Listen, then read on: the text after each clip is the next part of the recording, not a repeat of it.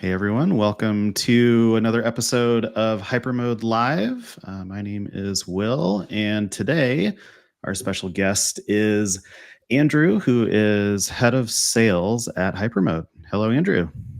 What's up, Will? How are you? Glad to be here. Great. Well, thanks for coming.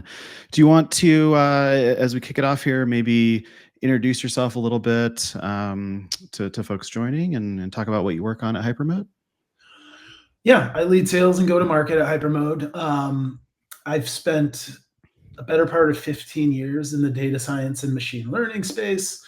Most recently, I led sales at a company called Hex, but came over here inspired by the work that you guys are doing, that you were doing, that now we are doing with agents. I spend most of my days right now talking to customers, doing a lot of evangelizing and education. Like the agents are so new.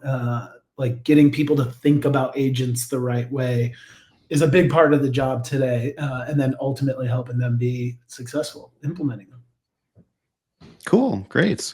Yeah, and so that's the reason for the session today is to talk about hypermode agents and really to dig into creating and using agents for specific, like domain specific use cases. Like there are a lot of agent frameworks and agent building tools out there, and so a question that we get a lot, I think, is like what's your unique take, both from like a technology, or maybe like what are the abstractions that you expose that are a bit different. And I think a couple of those, like one that jumps out is this idea of building agents with natural language. We'll talk more about that in a second, but I think the other is the focus on building domain specific agents, right? So you should be able to think of your agents as like a team. Each one has a role and a background and access to certain connections and tools. And so we've been doing a series of these live streams focused on agents for different use cases, right? So last week we were looking at agents for marketing with Jessica from the team, and there we're looking at like what are the specific services and integrations that you want to integrate with. How do you say like create follow-up emails after an event and stream connect together some of your marketing tools? And so the idea today is now we're looking at that from kind of a sales perspective. So before we dig into that, I want to mention that we are currently going through the Hypermode 30-day agent bootcamp.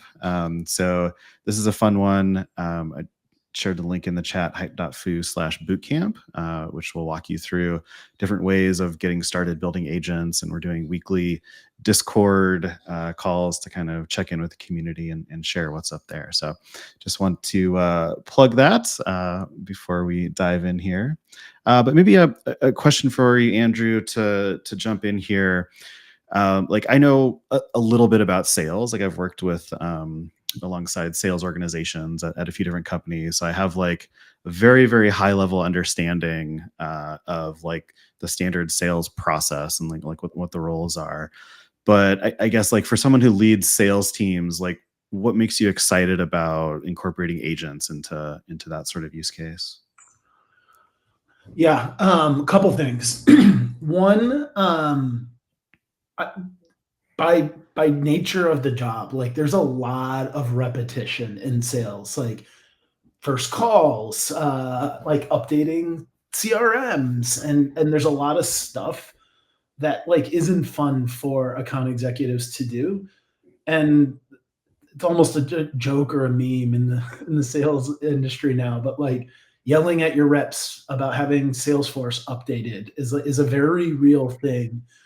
And I was guilty of that as a seller. Like I was the worst at keeping Salesforce hygienic. And then as a leader, it's incredibly frustrating when you're trying to make forecasts for your CEO or the board and things are out of sync. And I think agents, like their ability to automate that and ensure that by analyzing call transcripts that everything in the CRM is up to date and accurate, and if not, having the ability to overwrite that is really powerful. I think things like, good seller is on 5, 6, 7 customer calls a day, and like I remember when I was doing it, every one of those involved going back to your notes and like figuring out what you took as action items, going and pulling docs and artifacts and all of that. These are things that are like real time like killers, but like they take a lot of time, but are perfectly suited for agents to come in and totally augment. And so I think there's a lot of stuff on that sense. It's just repetitive tasks that are kind of table stakes, but not huge value drivers that can free up a lot more time for sellers in their day. And then there's other things like, I've seen it for years is like, AEs get into these really expensive, long, complex POCs, and they did a great job getting the technical win, but then the artifact they present back to their economic buyers or their champions is really light and lacking context. Um, there's no customer quotes about how they were wowed during the process. And you're hosting all of these things on Zoom and Gong, and we have transcripts. And so having an agent be able to go pull all of these different transcripts, look for interesting like comments. Oh my God, I could never do that with X. And just being able to produce really rich artifacts uh, without a ton of the AEs, without a ton of AE effort, I think is really cool. So what's interesting there, and I think this maps to kind of like some adoption and initial use of agents that I've seen in other areas, is it's often like individuals adopting agents for like their specific use cases, right? So you described basically like ways to make an individual account executive more effective, and that like sort of like data hygiene, I guess, kind of example that you talked about. So there's use cases for like accelerating or like empowering an individual using agents, but then also it sounds like there are also use cases at like a more organizational wide level, right? Like how do you think about that distinction of like adopting an agent to make me as an individual contributor more powerful versus adopting it like throughout an organization to empower the team or empower, I don't know, management, like these kinds of things? Do you see a distinction there? Yeah, I mean, like our hope and like our belief is that eventually I won't be creating, well, I'll be creating some agents that you are going to leverage, but like no one knows your day to day and like what you are good at, what you dislike doing, what you find yourself investing too much time in better than you. And so with Hypermode, I want all my account executives to be like, oh my God, why am I doing this thing every day? I'm going to go create my own. And like, those are cool, like these single player things. There's going to be things that you want an agent to do that I might not.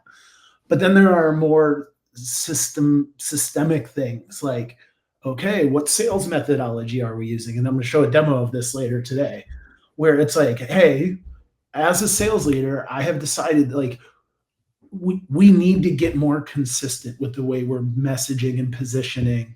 We need to get more consistent with like the things that we want to acquire, the data points that we want to acquire in each stage of the sales cycle. Can I, can I create an agent that provides continuous feedback and coaching? Like when you've got a bunch of AEs, um, first of all, sales leaders are busy. Second of all, it eats up a crazy amount of time to go review gong calls, for example. And it's a really important part of the job. And so if we're trying to drive consistency through any number of initiatives, having an agent that can provide feedback to an AE immediately after their call transcript is done processing, really powerful stuff. Do you think that like sales leaders currently, maybe in your network or from what you've seen and read about, do you think that these folks are adopting agents for their teams currently, or do you think there's some hesitation there? Um,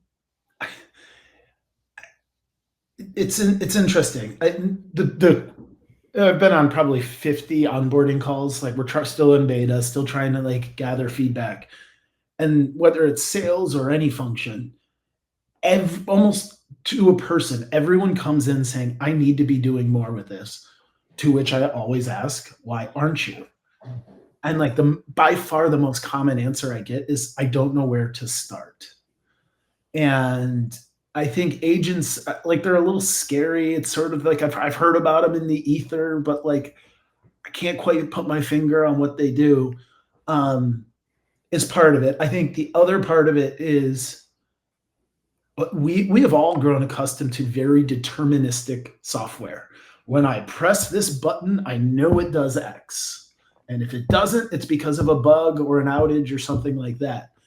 And like what's been fun and also scary demoing our product is because these LLMs are non-deterministic. Like I might get on a demo and give it a prompt that today gives me output A, and tomorrow I could get prompt B. You kind of never know what you're going to get, and I think that uncertainty freaks people out. And like, there's certain worlds where like you can't have that uncertainty. There's applications and use cases where no, I always need to know 1 + 1 = 2. But like grading someone on like how they applied the medic methodology to their sales call, it's low stakes. And so I would encourage people to think about use cases where it doesn't have to be 100% right, and there are no consequences for that as they get comfortable building and deploying these things. Gotcha. So to your point of folks not really knowing where to get started, but they know they want to be doing something. Like we said earlier at the top of the call, like there are so many different like agent tools and agent frameworks out there. Like what do you think is a good way for folks to get started, knowing that they want to do more with agents? I am a sales guy, and so I'm gonna say Hypermode. Hypermode is where you should start. But no, I being like less facetious. I think about agentic workflows in sort of two ways. There's synchronous, which is what everyone's gotten accustomed to with ChatGPT, where you're asking it a series of questions and it gives you an answer. This might be like, let's go research this account and find contacts on LinkedIn. Let's build an email cadence that I want to send out. And there's like a real time and place for that. And like that tends to be the lowest risk way to do things. And then there's synchronous or asynchronous, I'm sorry. And it's like, how can I get this agent to take actions on my behalf without me being there while I'm sleeping at night? And so as you're ramping up on like agents and what they're capable of, I would start with a very synchronous use case. Like, let's give your agent a personality, give it some tools to go do research, and then just ask it a bunch of questions, help it produce an artifact for you. And you start learning the nuances. And more often than not, it's like, okay, I have this artifact or I have this summary or outline. Now I'm going to say, hey, go put this in the Google Slides using our brand guidelines. And then, like, okay, now you're connecting to Google and you're giving your agent hands and feet. It's no longer just that they can actually go do things. And if you start layering in more and more complexity and external tools, like I think it's gonna open people's eyes to what's possible. And they're like, okay, but it'd be even cooler if I emailed this Google presentation that I just built using an agent. Now that's another external tool that you're adding. And these things will only get more complex as people start thinking about things in a more sophisticated way. Cool. Yeah, that makes a lot of sense. I'm a big fan of just getting your hands dirty, try to build something and learning things that way. So let's use that as a cue to jump in to see like what we can actually build with Hypermode agents. So I'm going to show kind of the getting started experience, which if you want to follow along, you can go to hypermode.com/login. You'll be prompted to create a workspace, and then we'll show what's available initially with Hypermode agents. Like Andrew said, we're currently in beta for Hypermode agents. You can upgrade to Pro tier, which unlocks the ability to connect over 2,000, I think, different connections that we have, create your own domain specific agents, use different models, these sorts of things. We're going to upgrade everyone today who's watching live. So I'll show you a code here in a minute that you can use to follow along to get all those features. Or you can, if you're watching the recording and the code may have expired, you can use this schedule onboarding to just go do like a super quick 15-minute onboarding call with either Andrew or Ryan. We're doing that now because I think we want to understand like what folks want to build and kind of set expectations for while we're in the beta period, just to collect as much feedback as we can from folks. So this is what you'll see after you sign in to Hypermode for the first time and after you're prompted to create a workspace. So my workspace name is Hypermode Agents for Sales, which is the name of the live stream we're doing today. And up at the top here, there's two kind of tabs here. One is Develop, which is where you can say like deploy a knowledge graph or import your Modus app. Modus is this open source agent framework that we've built that is what's running behind the scenes for the Hypermode Agents threads experience that we're going to see. So this is this threads experience, the way that we can interact with our agents hosted in Hypermode. But under the hood, this is running on our open source Modus agent framework, which you can use to build agents yourself for more of a code first experience. What we're going to look at today is this idea of building agents from natural language. And so by default, you have one agent, which is this sidekick agent. Agents are composed of things like a system prompt. Think of this as like instructions for the agent.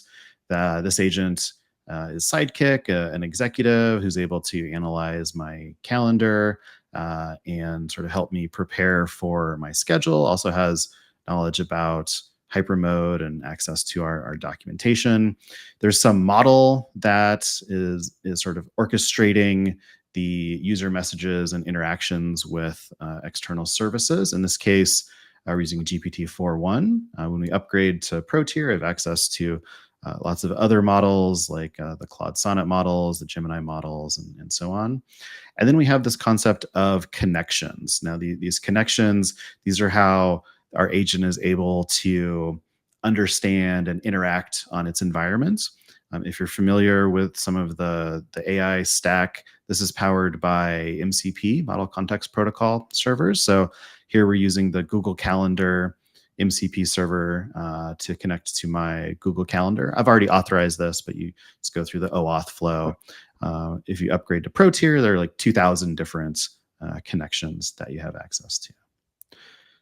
So I'm going to chat with my agent here. The other kind of concept or abstraction I want to talk about is this idea of a task. So we saw these sort of like pill buttons here that had different titles like suggest ways to work with Sidekick, prepare for my day, that sort of thing. These are learned skills that we can add to our agent. So a task, in this case, we're just asking the agent, like, what can you help me with, essentially? And say, hey, well, I have access to your calendar. Here's some things that we can do. So let's start off just to demonstrate kind of what's possible here. I travel a lot for work. So let's say, where am I traveling over the next 2 weeks? So this is the user message coming in. And we can see here that we have a tool call to Google Calendar. So we're calling the list events. So we can see that we're searching for events for the next 2 weeks. And then we get back a JSON response of a bunch of different events here. So I won't show all the things that came back, but like this is my calendar. I have like reminders on here that are, hey, like take out the garbage, meetings, this sort of thing. And so that our agent is understanding, okay, well, here are a bunch of like flights and some activities that you have planned while you're traveling. Cool. Hey, So I could Bill, say something. you're getting some buzz on your mic is what I'm getting messaged about. Oh, okay. Yeah. Sorry about that. Let me move it a little further away. Hopefully that helps. If not, I can switch to the headphones. Let me know if that's a little bit better, folks. Sorry about that. So I can say like, what are some activities that I can do while traveling? And our agent is again going to look at the tools that it has available. Right now, we have tools through Google Calendar for things like searching for events on my calendar, these sorts of things. It has the built up in the context now of like where I'm traveling, and so it's able to make recommendations like while you're in Austin. Here's some things you can do: San Francisco, Denver, so on.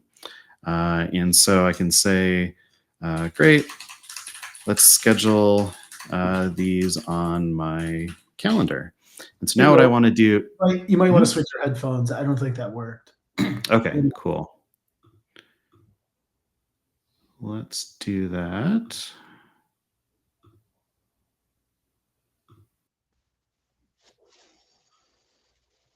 Okay, switched to the headphones there. So hopefully that's better. Let me know if there's still any weird issues there.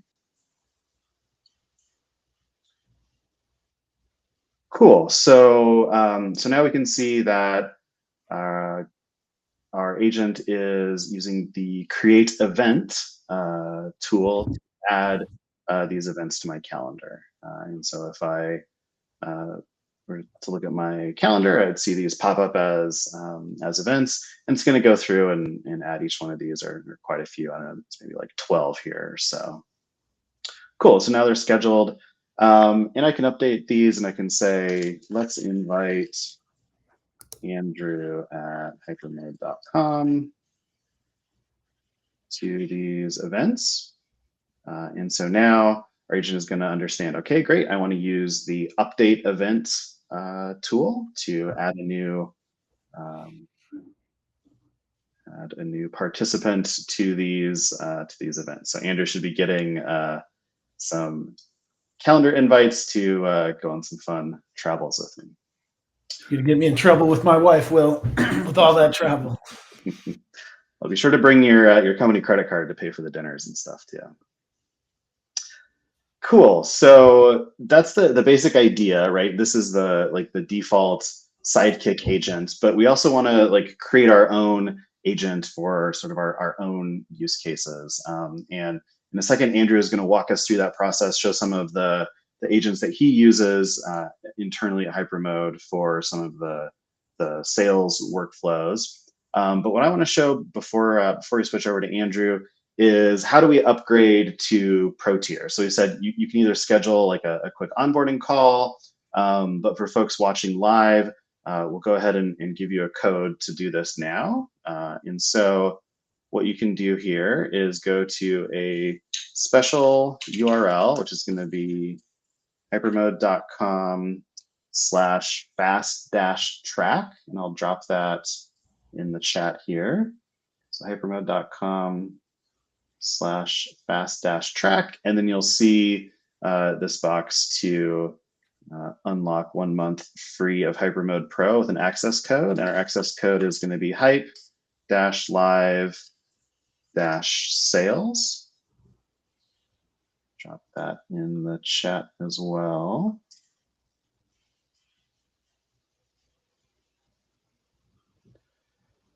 And hit start now, and that's going to upgrade us to Pro. And the immediate thing you'll see is a new agent in the sidebar here called Concierge.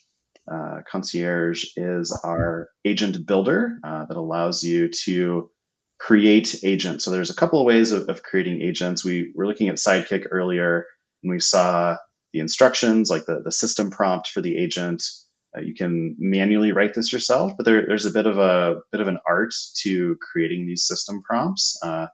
There are different structures, like identity, background, role, this sort of thing. So Concierge oftentimes can help us with creating that user message and identifying what connections we want to add.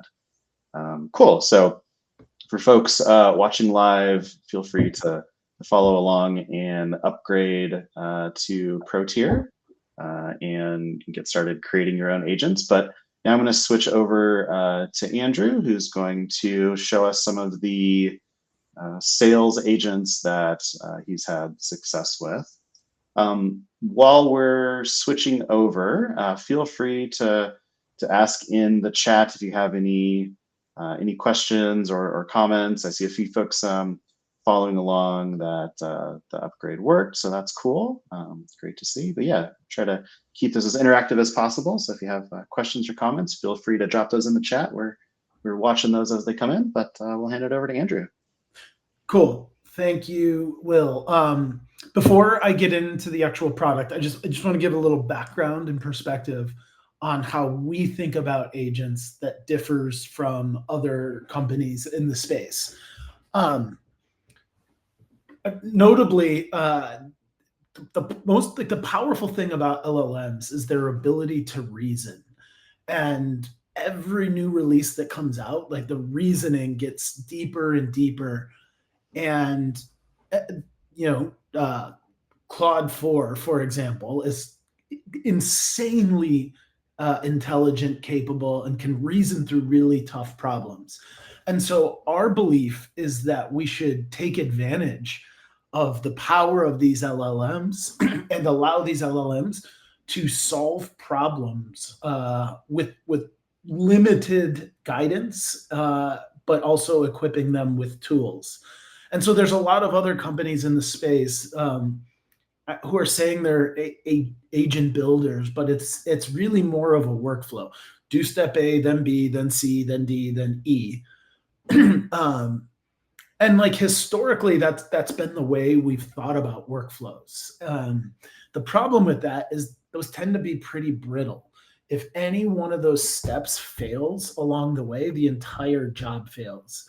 And with the hypermode approach, with these models that are able to reason, like you can instruct it, hey, try 4 times if you fail at it the first time, and it'll look for different paths and different tools to go accomplish this task. But getting into the product, Hypermode's Concierge is our agent builder. This is an agent that builds other agents. I'm not going to go through the whole process today, but let's say I want to build a RevOps agent. And it's important, another sort of perspective I want to share is that we think of agents as like a team member you would hire. And so it's a RevOps person, it's a product marketer, it's a content marketer. And we want these to be like very domain specific, but we're going to show you in a second how you can create tasks. Don't get overly granular when creating your agent. We'll get really granular with the specific tasks underneath it. In this case, it's asking me, does this RevOps agent represent a specific company or brand? Yes, hypermode.com. And it's going to go search the web using a tool call. It's going to analyze what hypermode is. It's going to internalize that. And then it's going to ask me some follow-up questions. What is the main goal or job for you want this revenue or RevOps agent? Let's say CRM hygiene. And you can get really granular and specific with these. Let's name it data polish. So it's asking for a name now.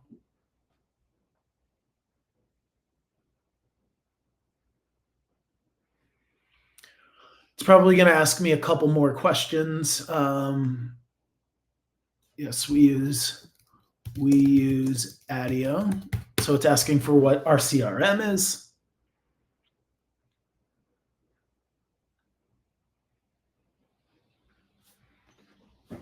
Great. And so what we found is that LLMs are much better at writing concise system prompts than humans are. And so it's got the system prompt for this agent. Let's see, create agent.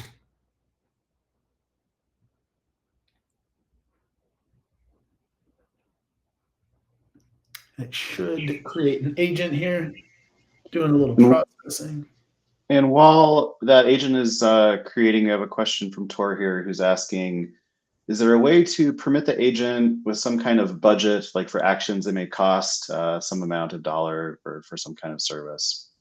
I'll take a first stab at answering that. So, like one way to think of this is the like tokens that your model is going to use when you are interacting with the model. And some models are larger than others, right? So you'll notice we support, so for example, GPT-4.1 and also GPT-4.1 Mini, as well as like Gemini Full, Gemini Flash, which is a smaller, faster models. Currently, we don't break pricing out. Like for Pro tier, after the your free upgrade, currently our pricing is what I think $20 a month. Is that right, Andrew? Yep. And so we don't really dive in too much into that more specific incremental billing there. But I think as we get large enterprise usages of agents, we'll take a look at model invocation tokens, and maybe in some cases want to use smaller, faster models for some cases. So yeah, something to think about. Do you want to add anything to that, Andrew?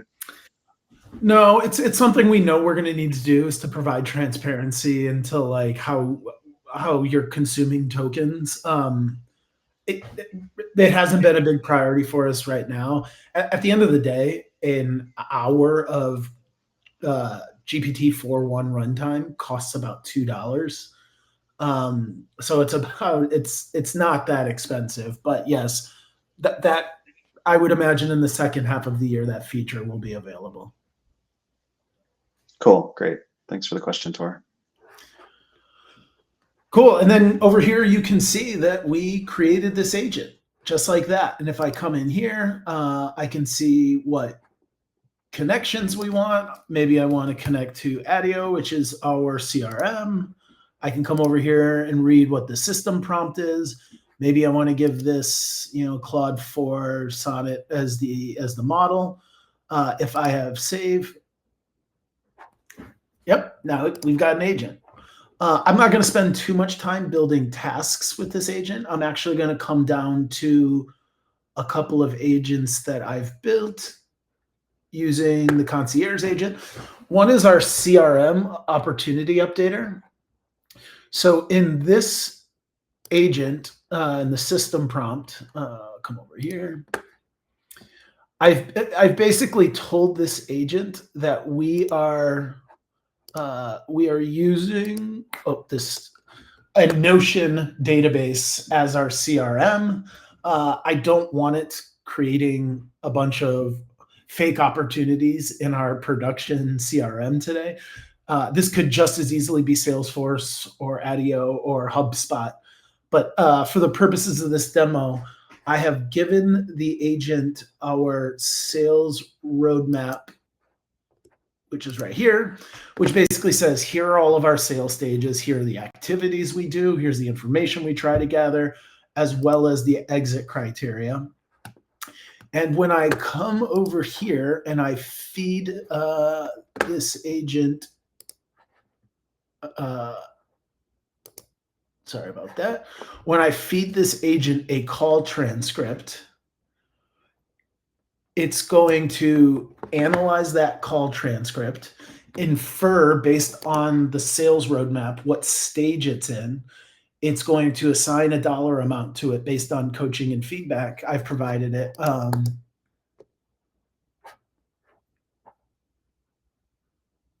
It should try again.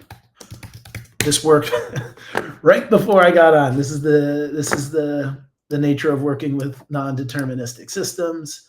There we go. It worked that time.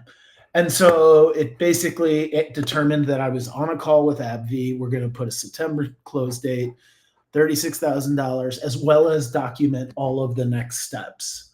That was a manual process that I just did, but you could imagine when that call gets done being recorded and transcribed in something like Gong, it fires off a message to this agent that says there's a new transcript available, pull that in, and then you can instruct that agent, if there's an opportunity already available, just confirm that it's in next steps, don't create duplicates, but always, update next steps and the sales stage if it needs to be changed.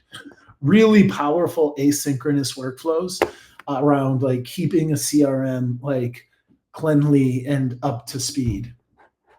The second agent I want to walk you through is Molly MedPick.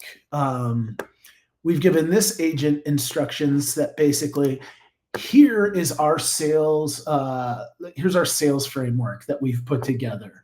We're a MedPick shop. Here's how we think about it. Here are the types of questions we ask. And it's basically an AE's guide to how we want to systematize our sales process at Hex or at Hypermode. And I have that same call transcript. I'm going to come back over here, start a new thread. And I am going to paste that exact same call transcript in here. And the instructions I've given this agent are grade the account executive on a scale of 1 to 5 across all of those different MedPick dimensions. Provide feedback on why you're giving that score. Find 5 areas for improvement with recommended coaching, and then lay out the next steps. And so it's very similar to that last use case where you're thinking about all of this stuff happening asynchronously. Your reps now have a sales coach who is providing them real-time feedback immediately after their call is over, based on how we've implemented MedPick. This could also be cool with like if you're launching a new product line and want to make sure that reps are properly identifying opportunities to recommend that product. There's a ton of enablement stuff that you can do, and you could keep the coaching and the system prompt always very dynamic.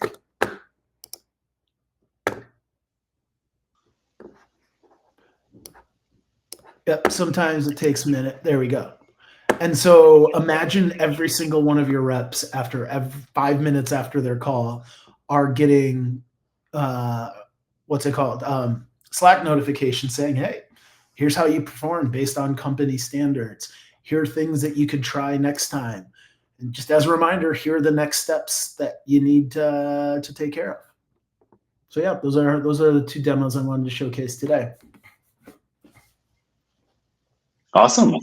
That's super cool. I really like too that we're drinking our own champagne. That we're finding use cases internally for using our own agent technology and tools. I think that's really important. I think to be like users of your own product, to have that like sympathy and be able to iterate, not just on our perception of how folks are using it, but actually using it internally. So really cool to see. We've got another question here from Tor asking about general guardrails on what the agent I create can do. So for example, like don't edit a specific calendar. Yeah, so right now, this is largely handled at the authorization layer. So for example, when you go through to say authorize Google Calendar, there are lots of different fine-grained permissions that you can choose to enable or not. So you can choose to get like read-only access, full edit access, like these sorts of things. So that's one option for that. I think we'll certainly look at more fine-grained on the sort of agents and like at the individual tool level as well for this sort of thing. Andrew, is this the kind of thing that folks that you've been chatting with? Is this a feature that you're hearing folks asking for more fine-grained control over that? Yeah. So each Model Context Protocol server, MCP, has a whole host of tools. Coming very soon in Hypermode, you as an administrator can say, never allow this tool to be used with this connection. And so like you might disable delete opportunities as a possibility from your CRM. There's also the ability to add into the system prompt, never delete opportunities. Like it's another way to prevent those things from happening. But yeah, there's a bunch of different ways you can do that. And I'd be happy to chat through those in more detail offline. Cool. Great. Most folks have other questions, feel free to drop them in the chat. I see some folks saying hello. Like thanks everyone for joining again. It's great to see folks again from the different events we've been doing. Like I mentioned earlier, we've been doing a 30 days of agents boot camp. So that's a good opportunity to work through learning how to get started with agents. I see some folks on the call joining from that. So we're doing another check-in for, I think, what are we at, week 2 now for our 30 days of agents. Check out the Luma calendar. I'll drop a link to that in the chat as well for folks to find other events that we're doing. And in each one of these, we're sort of upgrading folks to a free month of Hypermode Pro. So again, you can sign up and go through the onboarding call to get access to that to build your own agents, or just come to one of our many online or in-person events. We're doing a few events in San Francisco next week that are on the Luma calendar, so be sure to check that out. And then also another great way to get a hold of us is on Discord. So discord.hypermode.com. I'll drop a link to that in the chat as well if you want to follow up and chat about anything that that you saw today. Otherwise, we might just leave it there. Any final parting things, Andrew, you want to cover or talk about? No, I continue to be amazed with the use cases that people are building on Hypermode, and we'd love to hear from you. If you want help, happy to do an onboarding. You know where to find us. Awesome. Great. Well, thanks everyone for joining. I think the next one of these Hypermode live events that we're going to do is, again, continuing on our focusing on different use cases, is going to be one focused on developers. So Dan and I are going to do that on the 24th. Take a look at the Luma calendar that I just dropped a link to in the chat to find that one.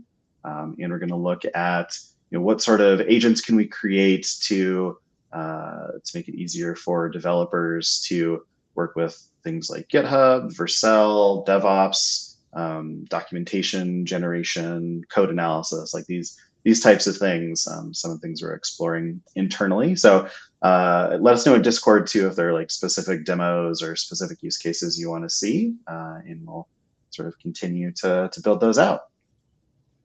Great. Well, thanks everyone for joining today, and we will see you next time. Cheers.